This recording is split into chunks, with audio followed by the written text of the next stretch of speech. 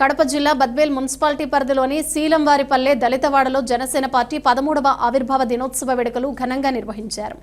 Janasena party నాయకుల ఆధ్వర్యంలో పేదల మధ్య కేక్ కట్ చేసి సంబరాలు జరుపుకున్నారు. అనంతరం సుమారు 300 మందికి అన్నదాన కార్యక్రమం నిర్వహించారు. ఈ సందర్భంగా నాయకులు మాట్లాడుతూ పేద ప్రజల సంక్షేమం కోసం పవన్ కళ్యాణ్ జనసేన పార్టీని స్థాపించారని తెలిపారు. ప్రస్తుతం డిప్యూటీ సీఎంగా ఉన్న పవన్ కళ్యాణ్ ప్రజల కోసం కృషి చేస్తున్నారని చెప్పారు.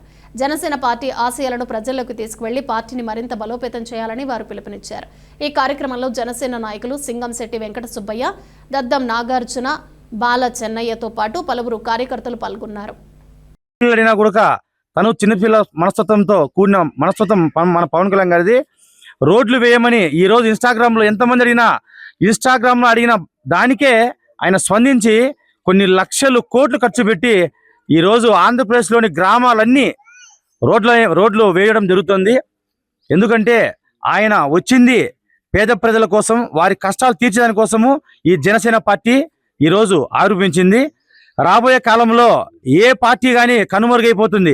ఎందుకంటే ఈయన ప్రతి ఒక్కరి గుండెల్లో ఆయన చిరస్థాయిగా దేవుళ్లాగా నిలిచిపోతాడు. దీనికి ప్రతి కుటుంబంలో పవన్ కళ్యాణ్ గారి ఫోటో అనేది కంపల్సరిగా దేవుని ఫోటో పక్కన మా పవన్ కళ్యాణ్ గారి ఫోటో నిలబడిపోతుంది. ఎటువంటి అభివృద్ధి చేసుకోలేం, మన జీవితాల్లో ఎటువంటి మంచి జరగదు.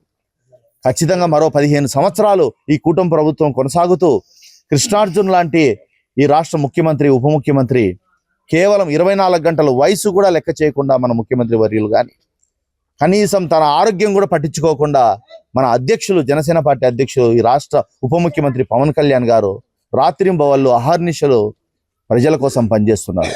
సాగునీరైతేనేమి, తాగునీరైతేనేమి, రైతుల కోసం ఏమని, మహిళల కోసం అయితే ఏముంది, వికలాంగుల కోసం అయితే ఉంది, ఈ యువత కోసం అయితే ఏముంది.